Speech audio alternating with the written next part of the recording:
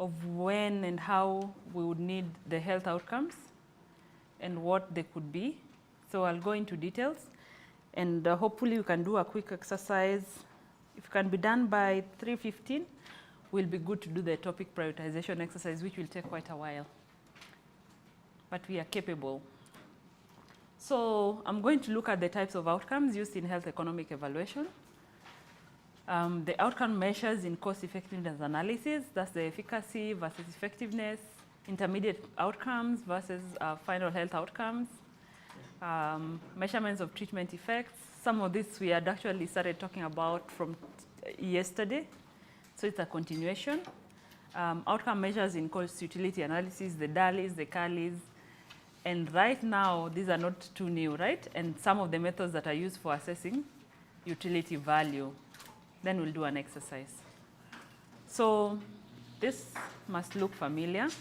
So when we are conducting economic evaluations for any intervention or comparing interventions, we need to look at the outcome of investment of that intervention. So if you have intervention A, we buy a drug A, for example, what will be the reduction in disease incidence, for example, and what would that reduction in disease incidence cost us compared to if we invest in drug B. So we are actually just comparing costs and outcomes of alternative policy options, and we look at the additional units of resources that we will spend to get additional units of outcome. So if you're talking about reduction in deaths, reduction in incidence of disease, what are the units of resources? What is the cost that you will incur to reduce whatever burden of disease you want to reduce? So we look at three types of health outcomes: the economic, which is a monetary value outcome.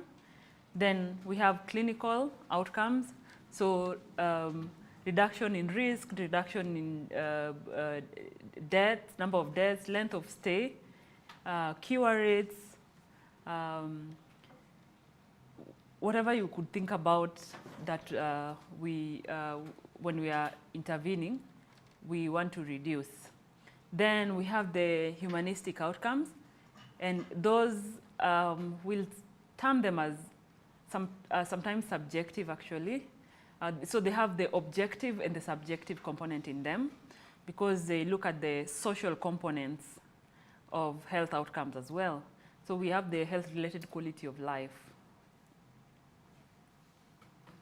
So in the morning, we looked at the different types of economic evaluation. And I don't want to explain this. Paul explained it really well. But I want to highlight the cost effectiveness and cost utility analysis. So when we look at cost minimization, we look at the cost and the consequences. So cost being the numerator or the denominator, and the consequence being the denominator.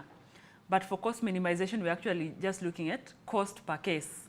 So if you're making a decision based on cost minimization, we'll go for the cheapest option that we have. But when you're looking at something like, when you're looking at cost effectiveness or cost utility, we are looking at the outcomes themselves, and we compare the cost to achieve those outcomes that we are interested in.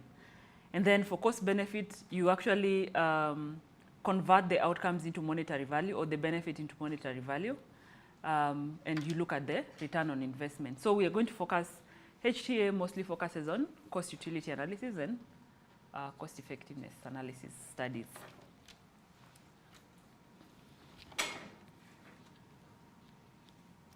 So for clinical outcomes, we have this in natural units. So this is a result of a what? ECG. No, this is blood pressure by date. So computed by date. So we report the systolic blood pressure and diastolic blood pressure in that sense. Then when you're looking at, for example, vaccines, if you're introducing a vaccine, how many infections are we going to reduce? So reduction in infection rates, by what percentage? So there are different clinical measures that we will look at. We're looking at a disease like tuberculosis. You want to see the number of cases prevented if you are introducing a prevention strategy. If you are doing if you're introducing a drug, for example, either you measure a percentage reduction in clinical findings. So if there was an increase in HDL, what is the percentage increase in HDL? What is the percentage reduction in LDLs? Is there any life years that have been gained, and how is that?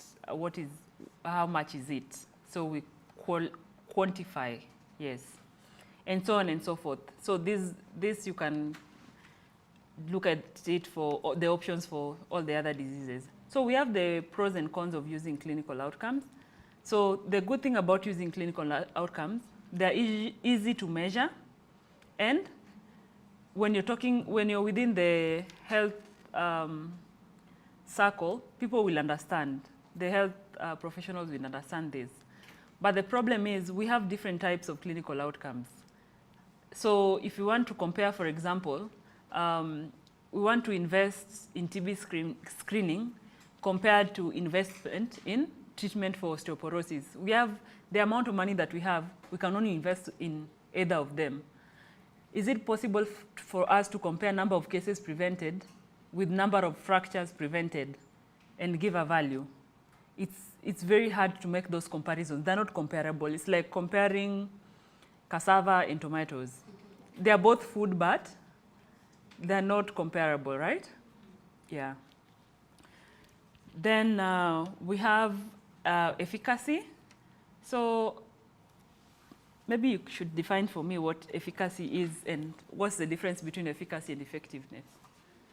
Who would like to make an attempt? Anyone to differentiate for me efficacy and effectiveness?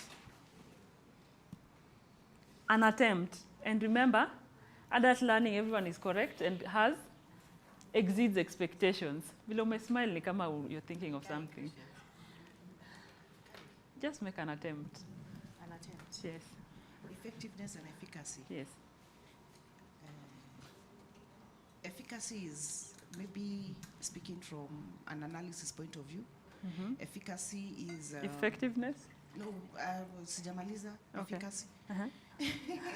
Or speaking from an analysis point of view. Yes, efficacy is more of like how strong the drug is, efficacy, or what quantity does it contain in a certain amount. Yeah, kizungu ni ngumu. Effectiveness is how, can you use the same word? How effective the drug is. Others are correct. But we can call on others to add on to the correct answers of the adults. You want to make an attempt? Yes, yes, Doc. Bado unapenda chocolate? But there's chocolate. There's chocolate, but for the exercise. We have an exercise. There'll be chocolate. Bado iko standing. Yes. Okay, for...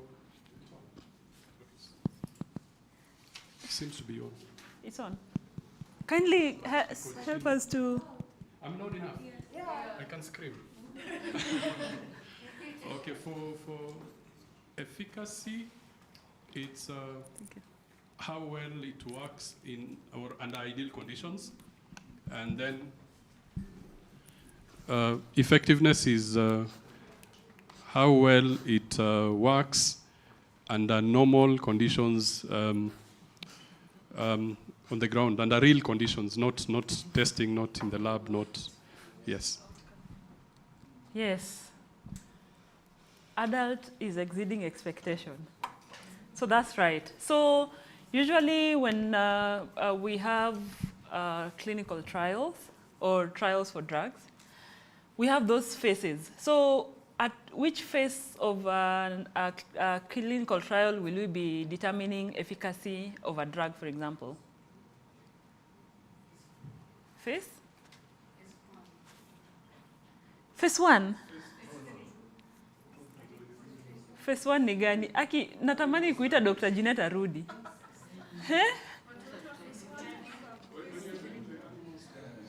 Yes, keep going. Oh, phase 3. Remember, these lessons are very much connected. Eh?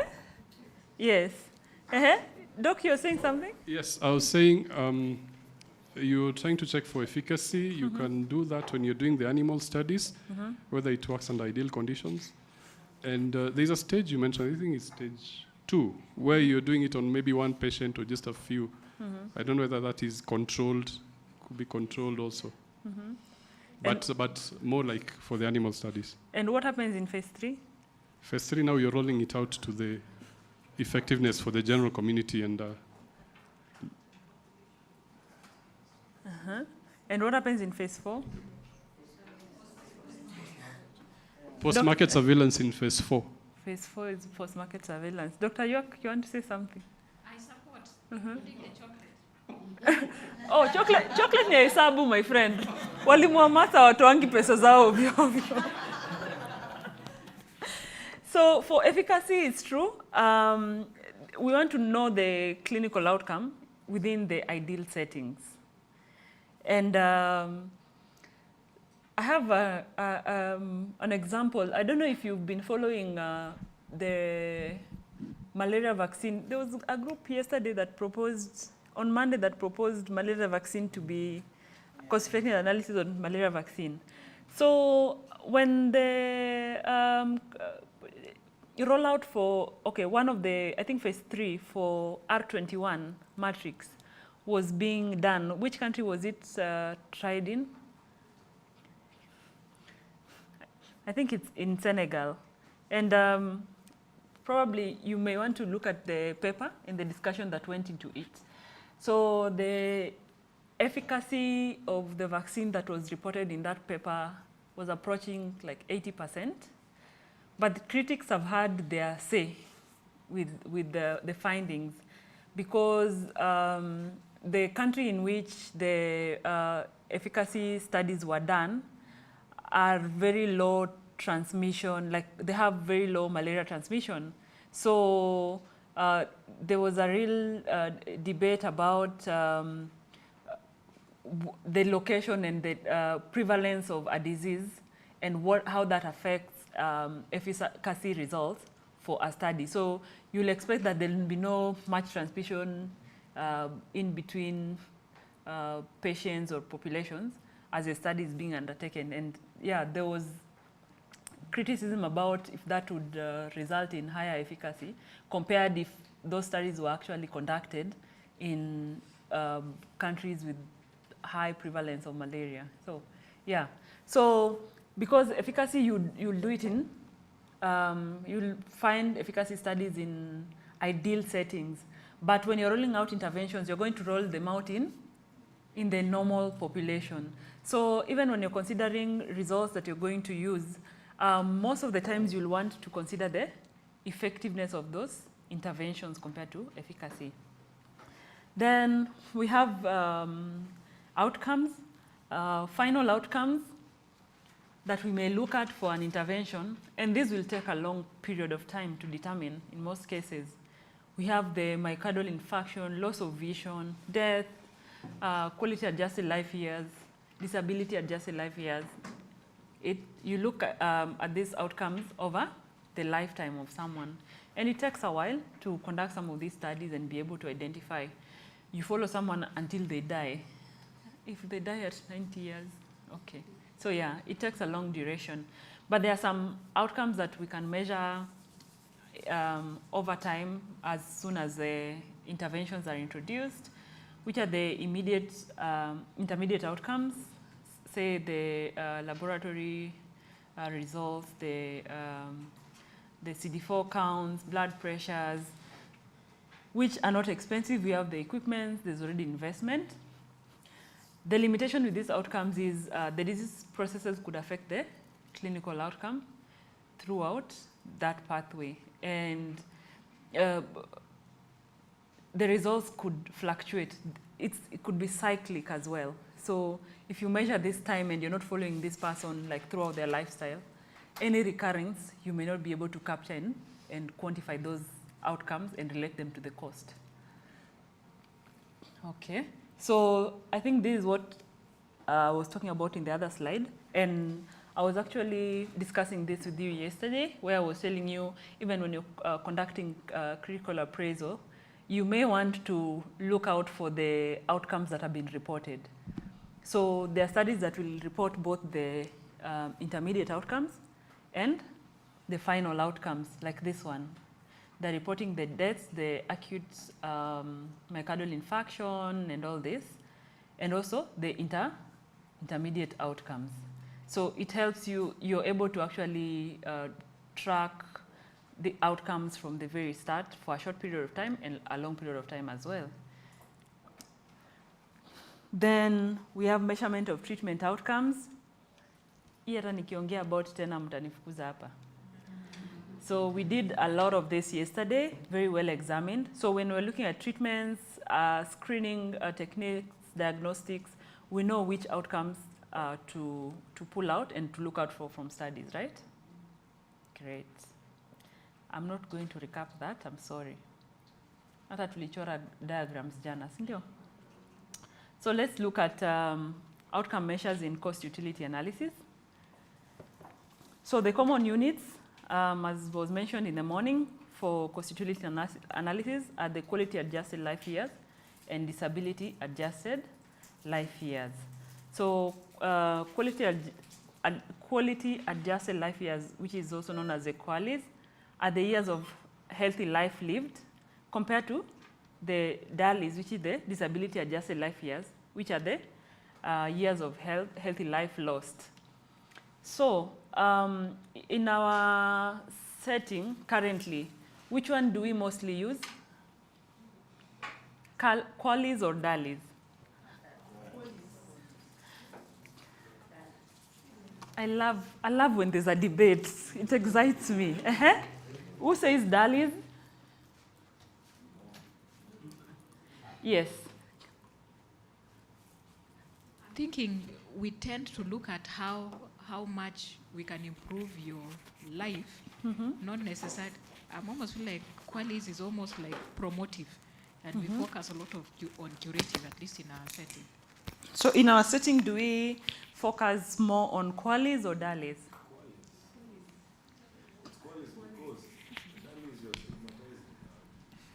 Mimi nataka tu mnitolee pepa moja yenye iko set in Kenya yenye imetumia QALYs. In terms of publication, I may not say much because you mentioned paper, yeah. But I'll go the mental health perspective. Yes. Mostly we focus on QALYs because of issues of trying to destigmatize.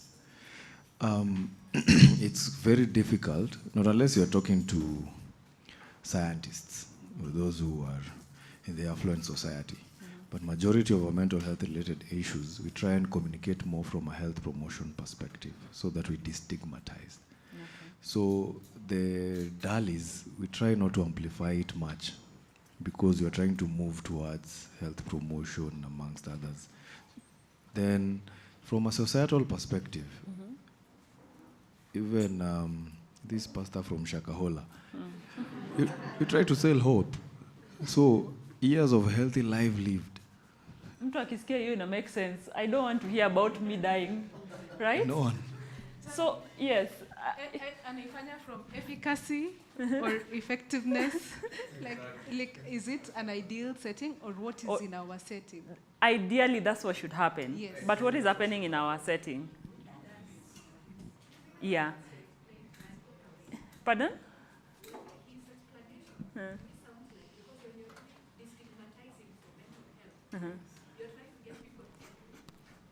When he was explaining that it feels like it's still DALY, that is because when you're destigmatizing, you want that person with a mental health problem. Most of the time, that person with a mental health issue, you want to get them to a facility so that they are productive. Yeah. But we are not thinking, we are really not very proactive in getting people to get help before they get sick. Right. So I'm standing here today as an advocate of QALYs. Whenever you hear QALYs, just think about the advocate Tabitha, please. So I think over several years, for low-income countries and low-middle-income countries, we've focused so much on DALYs, right? And it's because of there was a big continental study on, was it global? Actually, it's global burden of disease. A global study that quantified DALYs averted for various diseases, right? And most times when we want to provide evidence, we want to look at publications that are available. And really, if you look at, if you want to measure outcomes for diseases, the biggest publication that you'll ever get for health outcomes is the global burden of disease, which has quantified the DALYs. Has it quantified the QALYs? It has not. So I will show you how we can get to the level where we can quantify for QALYs for our setting. So quality adjusted life years, as Paula said in the morning, looks at both the quantity of life that you gain by taking up an intervention and the quality of that life. So we don't only want to prolong life, but we don't want you to have a long life in suffering, like you're bedridden for 10 years. We want you to prolong your life for another 10 years, but you should be able to move around and do your things as you do them. You're not living in pain. You're not suffering side effects from that intervention. You're able to perform your daily activities. You're able to take care of yourself, you're mobile, and all that. So that's why we want to look at QALYs. If you go to a policymaker and tell them, if we bring this medication, we are going to improve the quality of life. And if you tell them, if you purchase this medication, we are going to reduce the number of people dying.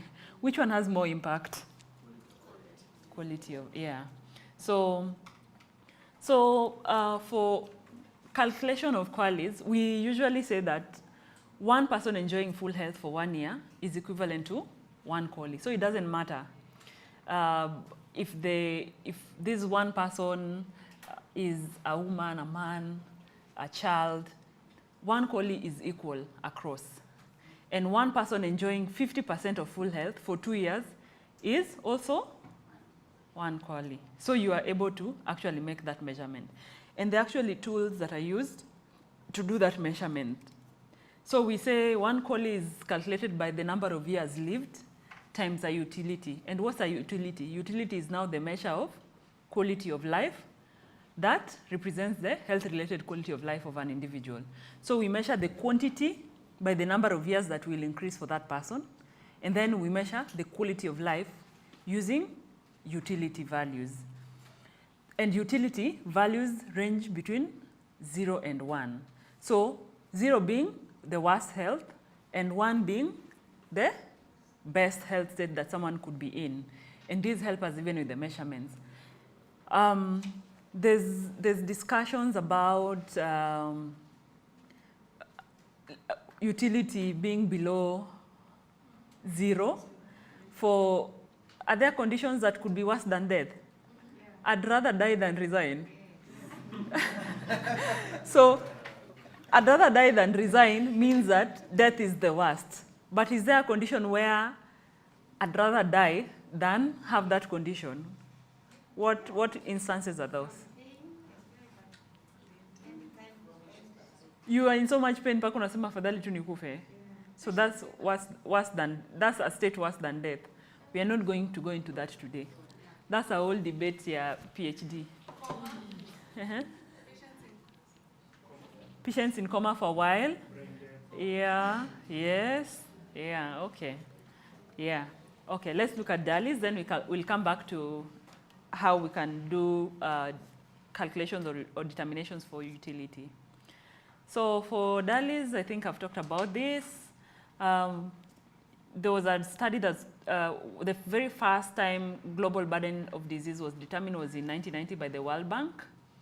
And a World Development Report was given.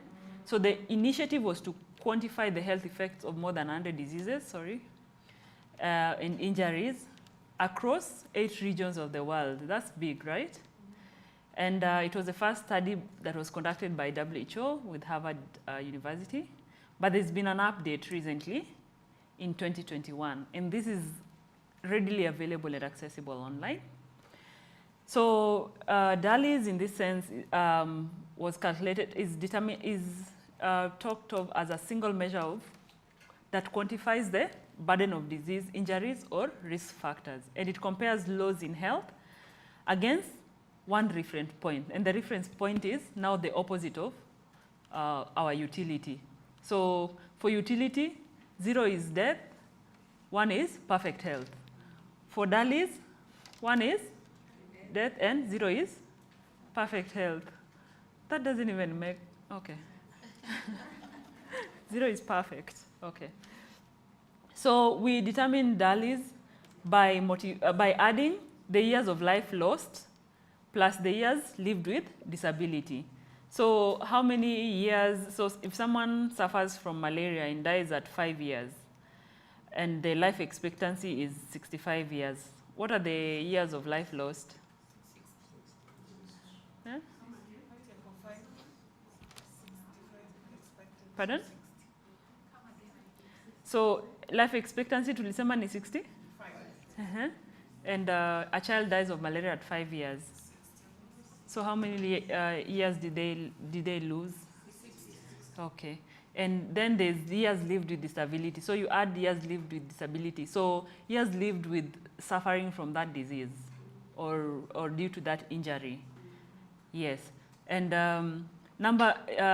years of life loss is determined by the number of deaths times the standard life expectancy at the age of death in years. So if 10 children died then, that's the number of deaths due to malaria, 10 of them times the standard life expectancy at that age.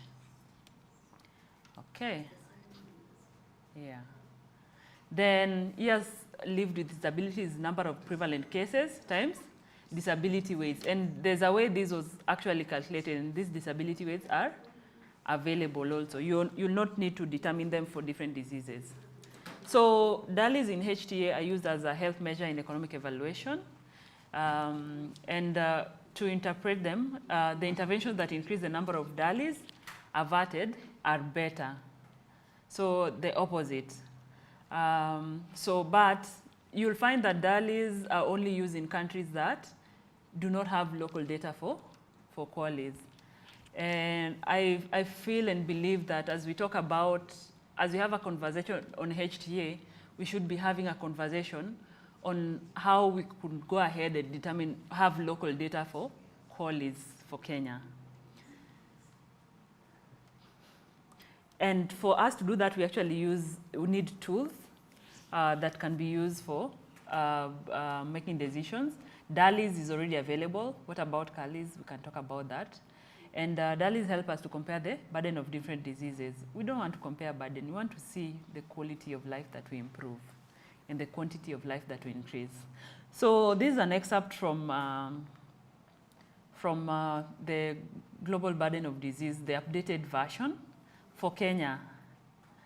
So it reported that the diseases that cause the most death and disability combined. In 2021, what was number 1? COVID-19. That was the hot topic then, yeah? And then initially, what was it? HIV, which scaled down. So, and then this also shows the difference. So the percentages up there show the difference in change, the change in this scaling and between I think the previous study was in 2010, between 2010 and 2021, 10-year difference. Yeah, so we have HIV there, neonatal disorders, tuberculosis, diarrheal diseases, lower respiratory infections, malaria, stroke, cirrhosis. We'll see how this plays out in the numbers going forward. So these, also they looked at the risk factors that drive the most deaths and disabilities. And we have malnutrition still ranking at number 1. Yes, the comparison is between 2011, not 2010, 2011 and 2021. Unsafe sex. I want to highlight air pollution and wash. There was a change there. But at the bottom there, we also have, we have high fasting plasma glucose that climbs rank there from 10 to 8. High body mass index, that also climbs rank from 12 to 9. Dietary risk from 8 to 7. What is that communicating to us when you look at that? Yes, lifestyle. Our lifestyle is really being highlighted there, right? That we need to start thinking about something. The 10-year difference, in another 10 years, in 2031, if that's the rate at which those risk factors are climbing up as the drivers for the most deaths and disabilities, then that's where we need to start focusing our attention. What happened about tobacco between 2011 and 2021? It fell down. Were there any legislations that were introduced between that time or just before 2011?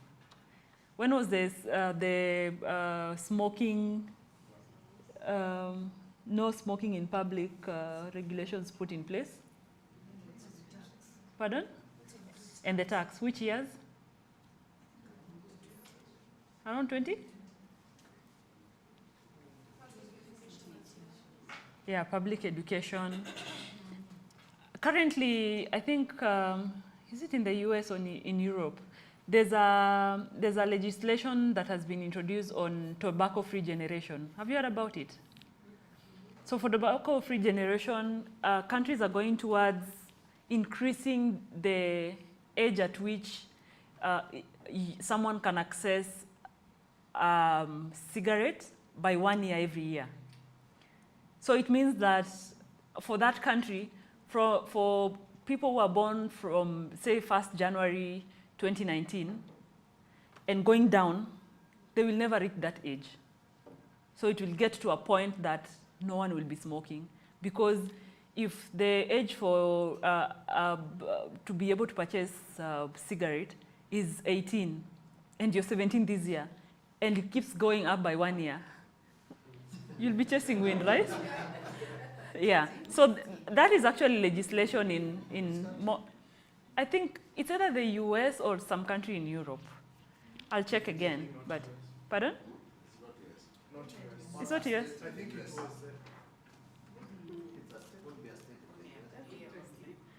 It's not as, yeah, it's a European country, but It was a Scandinavian country. yes, I can't remember exactly, but yes, there's actually something like that.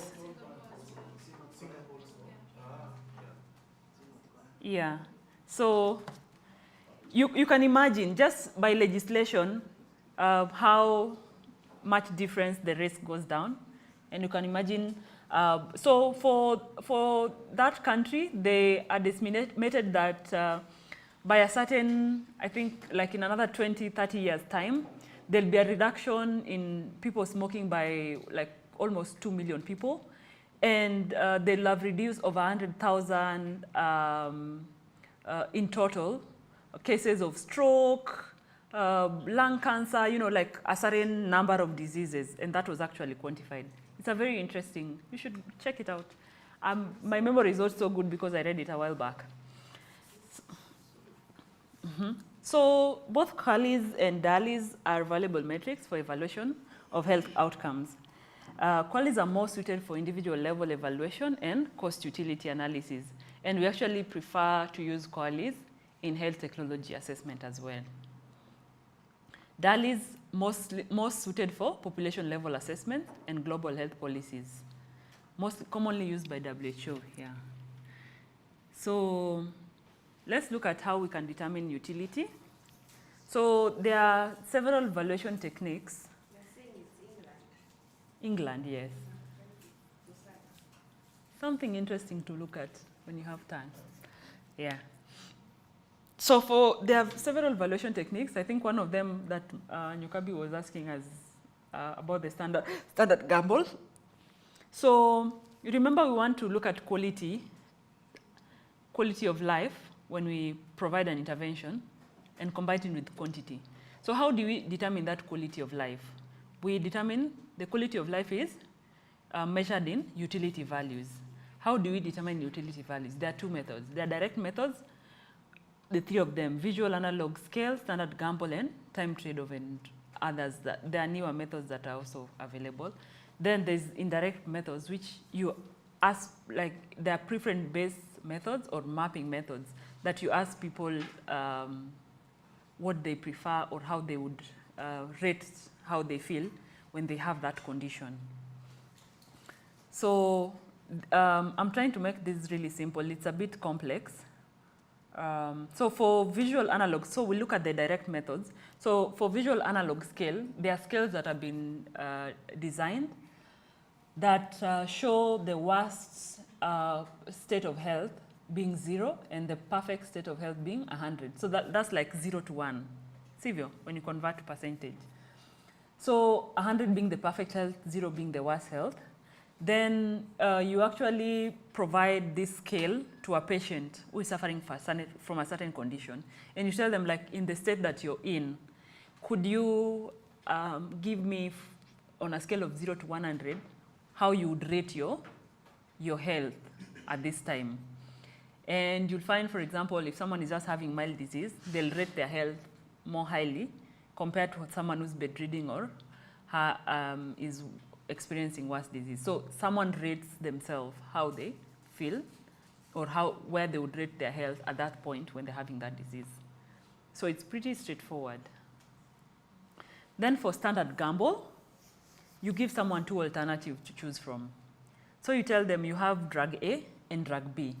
For drug A, there's a chance that if you take this medication, there's a 90% chance that you live in perfect health. But this drug A, the 10% chance is you'll die. Then you tell them the other choice you have is to stay in the condition that you're in, you don't take medication, and you live for this amount of time, for the rest of your life with that condition. So for example, a chronic kidney disease patient, you tell them, we give you dialysis, you survive on dialysis for the rest of your life. So always dialysis. Or there's a new drug that has come that you'll actually get cured. There's a 90% chance you'll get cured. But that drug, there's a 10% chance if you take it, you'll die. Which one will you choose if you're that patient? Dialysis or you take that chance for medication? 90%. Your percentage ni kubwa sana, si ndio? So you take the drug. But the catch is here for the standard gamble. So standard gamble, for us to determine utility for chronic kidney disease, that's what we're talking about now, for a certain disease. So for us, it's CKD. So for CKD, whoever is trying to determine utility among a population will keep reducing that percentage. So I say, so if I give you drug A, there's an 80% chance that you live in perfect health. There's a 20% chance that you'll die. Or option B is you take dialysis. Which one will you take? The first one. So, no, everyone is right. Everyone is right. Someone will say dialysis, someone will say choice B, someone will say choice A. Yes, so the same person, I'll keep giving you, changing the percentages. I go to 70, 30, 50, 50, 30, even reverse it, until we get to a point that there's no difference. You're like, ay, hapo. Now there's no choice there, like none of them makes sense. Then that's the utility point with this method, the standard gamble method.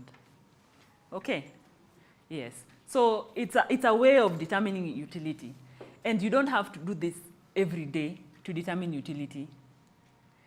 Because, so once a country is able to go through this process and determine utility for very many different diseases, like in a representative population, then this is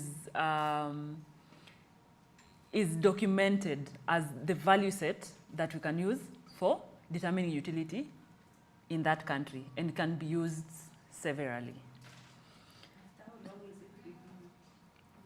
I don't think there's a standard, but I'm seeing countries reviewing their value sets over time as methods change or improve, as methodologies to even review those methods change. You could even do standard gamble, but there's like a new additional method or consideration that is added. Then you find countries that are interested in determining qualities or are very focused on HTA actually reviewing their value set as well.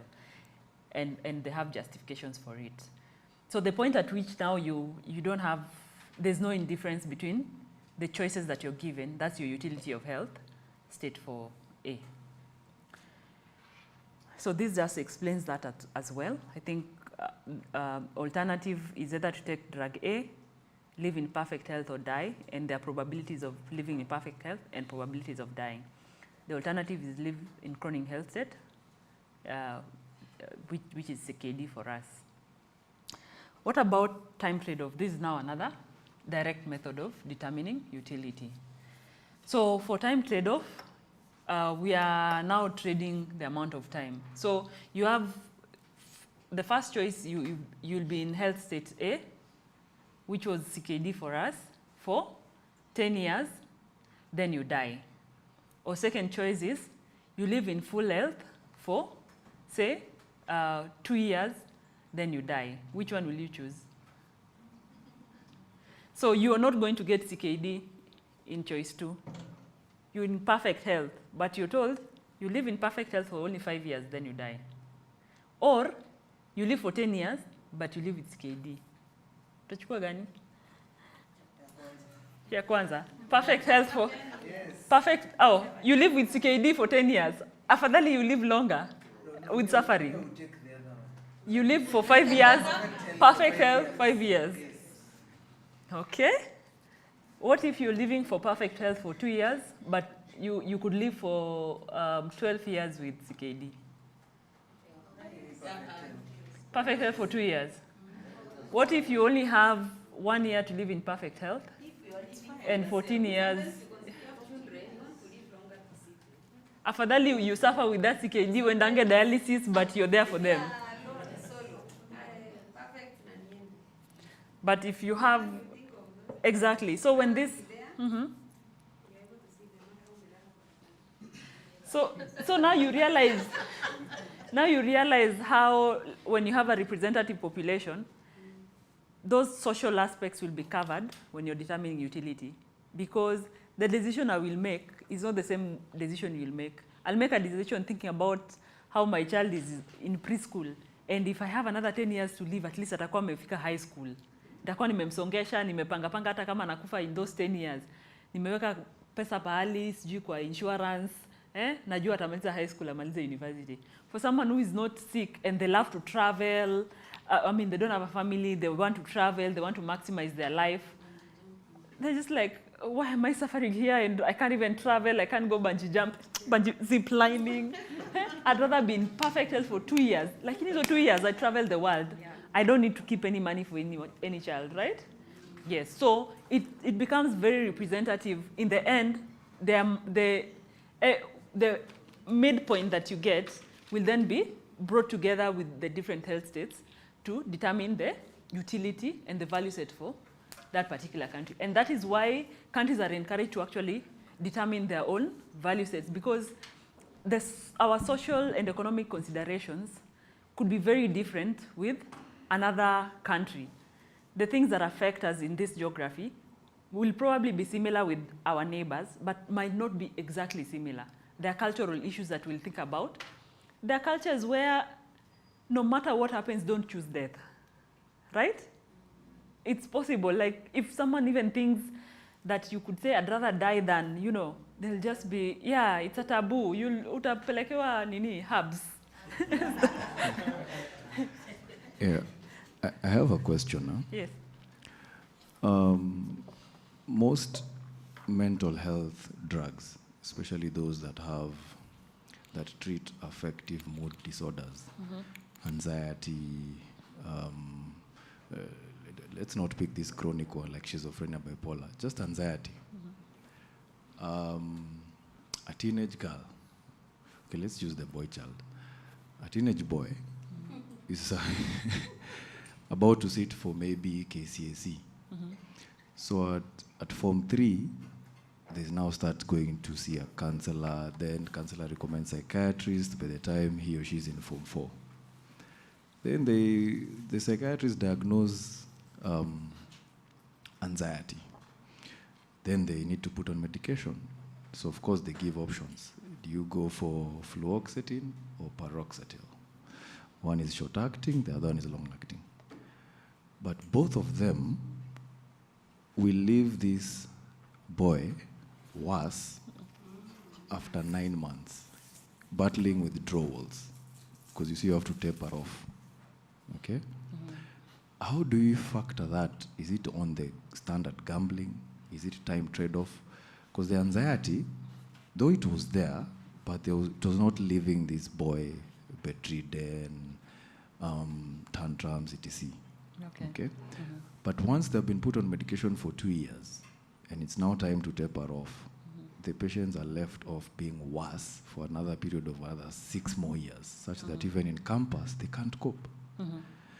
So when they visit different psychiatrists, they say they should have never been put on such medications. Hata afadhali angeenda day school, ama they were better off repeating Form 4 twice. So you see.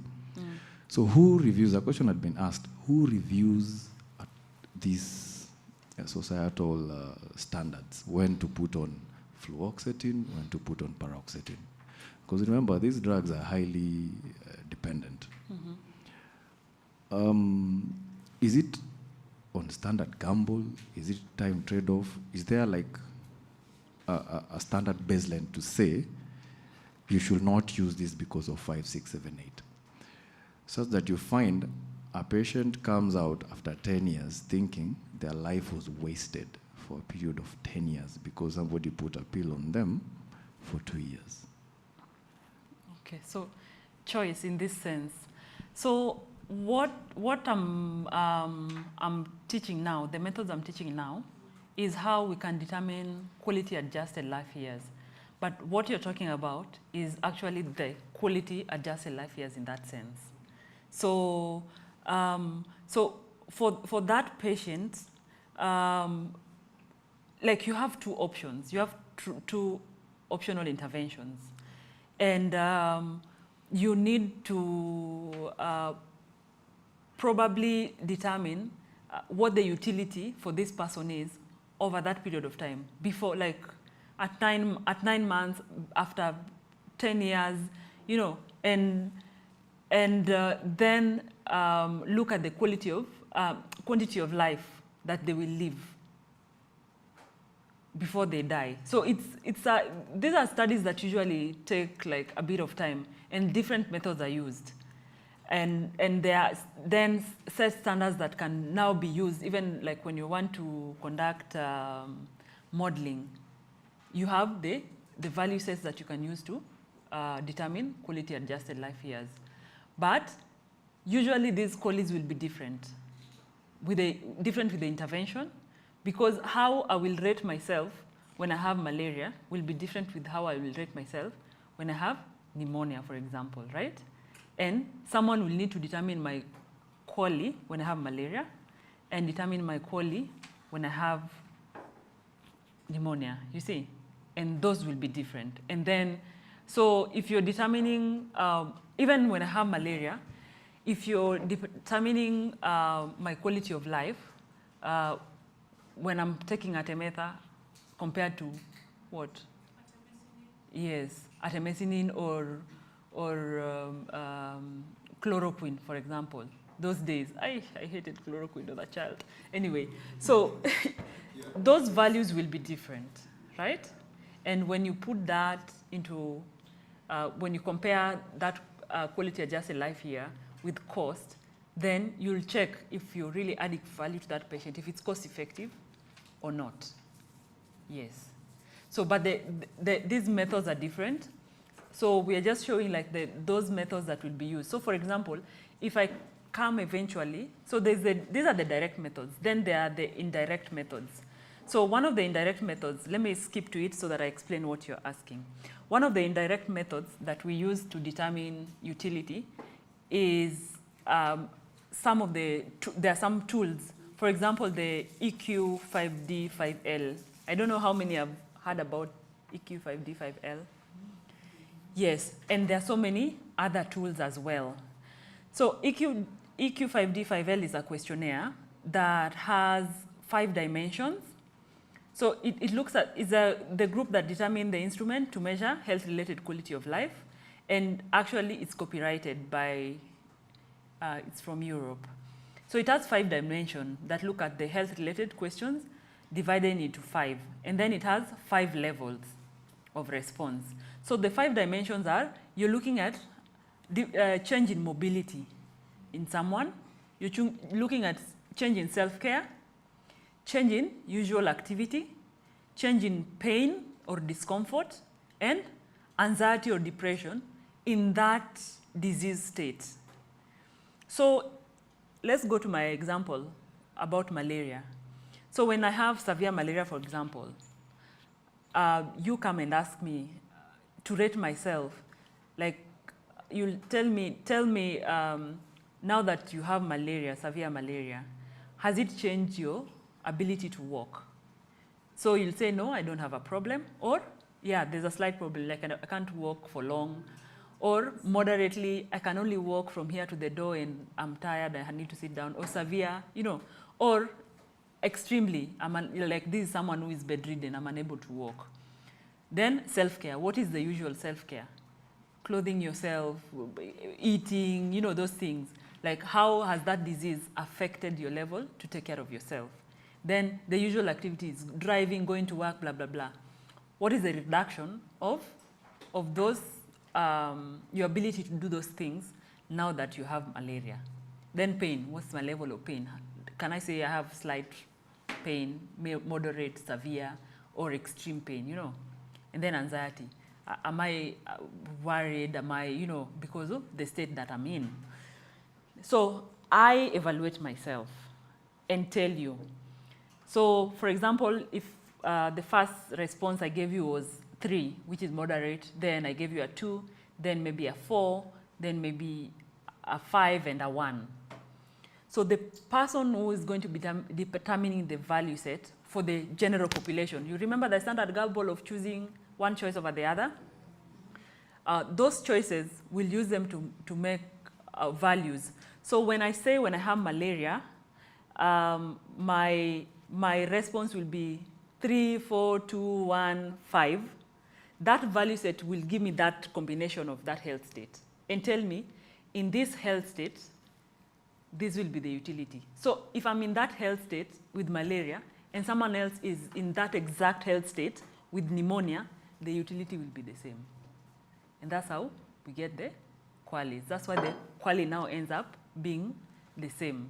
Like we can comparatively compare QALY from different diseases, from different lifespan lived and all that, because it will just be one QALY converted into one unit. So we convert the health state into one unit, that is the QALY. I have really tried to simplify that. I hope imeeleweka. Imeeleweka? Yeah, so this is the example that I was giving. So I will tick at different level how I feel for the different dimensions. So if I have this combination of how my health state, then it can be interpreted using a value set. Okay. Yes. So for you to determine the value set that you will use to interpret this health state, then we can use different methods. So standard gamble is one of them. Time trade-off is another one. There's discrete choice experiment. So there are different methods that can be used. And even the indirect methods, these tools to determine the health state, they're different tools, by the way. So you'll currently I've been getting a lot of notifications. There's a lot of studies that are going on to determine quality of life for cancer patients in Africa. I don't know if you've noticed.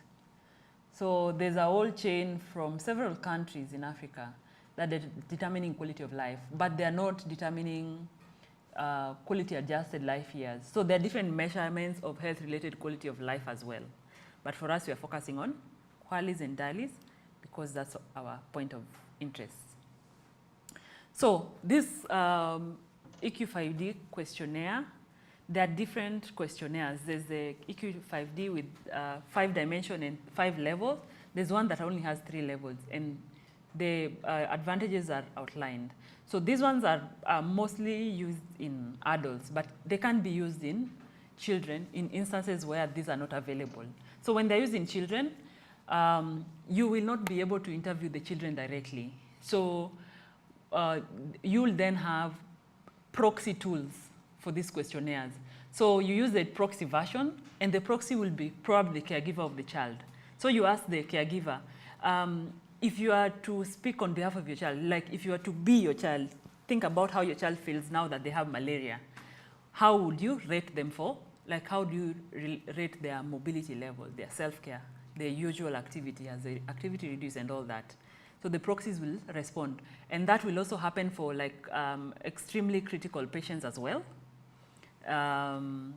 Maybe patients with mental issues that are not able to objectively respond to your questions, but you still have to determine their utilities. Okay, so this is just here to show, there's this gearforhealth.com. I think it's by HTA group, which gives you a mind map on how to make, get solutions for some of the challenges and decisions that you'd like to make concerning determination of health outcomes. So if there's a lack of local data for estimating QALYs or DALYs, and you want to do a cost utility analysis, for example, the immediate solution is to either find data for estimating QALYs or find data for calculating DALYs. So if you're finding measures for data for estimating QALYs, you want to estimate the utility weights and use data repository or use data repositories. So then it gives you which data repositories are there.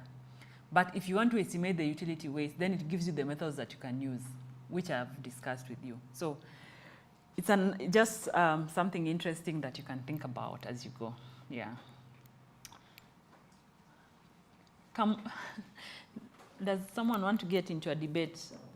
Do we agree that a QALY is a QALY is a QALY? Like one QALY doesn't matter, it is equal across. If it's one QALY determined in a cancer patient or a healthy patient, a healthy person, or a CKD patient, or an asthma patient, will they be equal according to the explanation that I've given?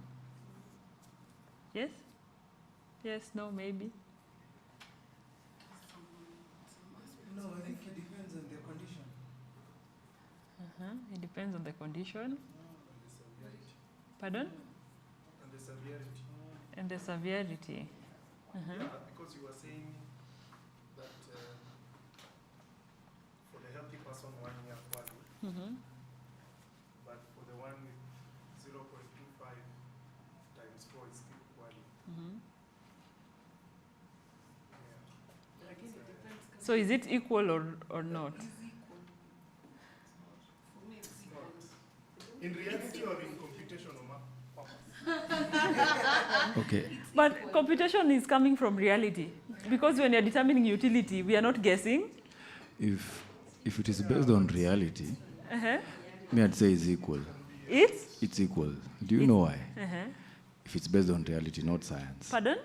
If it's based on reality, not science, I'd say it's equal. Why?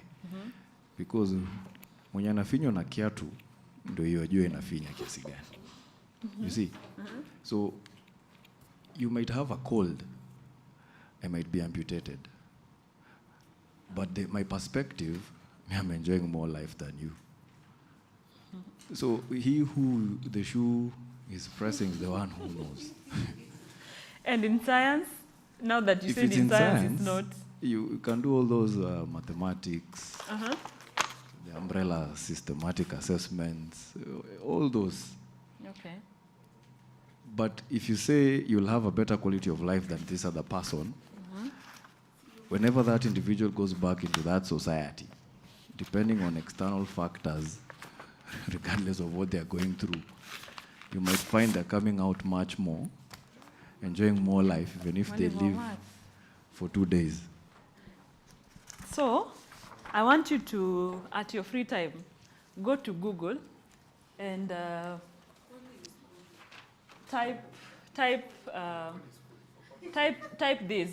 A QALY is a QALY is a QALY.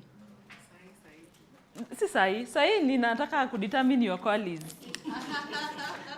I want to determine this individual exercise.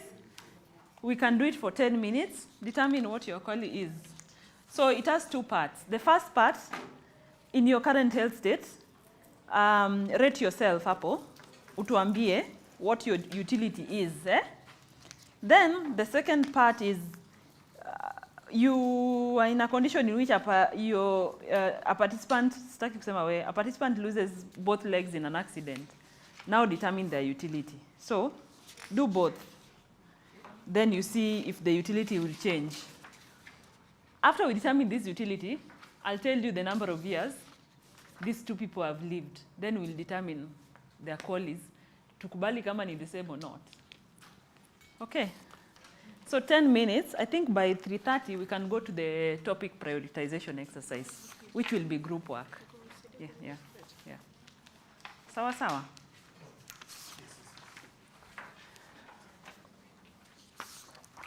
Hii ni yako tu. So try and flex a bit and learn. Si ngumu, si maths by the way. Maths ilikuwa ya asubuhi. Yeah, actually there's no right or wrong answer.